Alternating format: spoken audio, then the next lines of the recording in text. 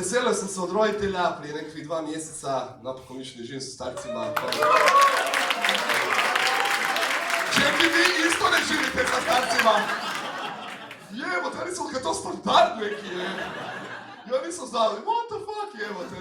Priča kod frenda doma da se želi preseliti od staraca, njegovi starci mi kažu, a ne znam baš, znaš. Nije ti to baš pametno, jebote.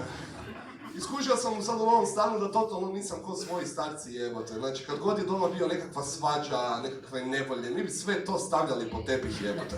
Sad sam u tom novom stanu i fakat je lijepo uređen i nemam tepih i ne znam biti s problemima, jebote. Skrivam ih posvuda, jebote. Neki dan cura kao, Gorane, ovo tvoj problem ispod Vegete. Aha, minus na tekućem, je. Oprosti zbog toga, je. Ali sad živim u stanu koji ima spavaću sobu. I ful mi je čudno izgovorit spavača soba.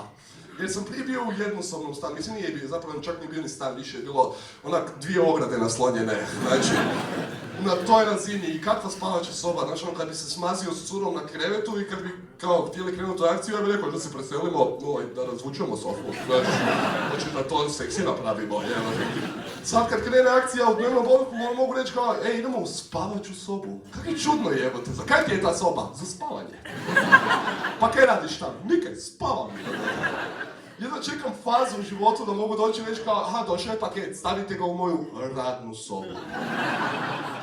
Tak se divim drugim ljudima kad dođem kod njih u nekretninu jebote. I ono kao, god, stavit ćemo ti bicikl u podrum. U podrum.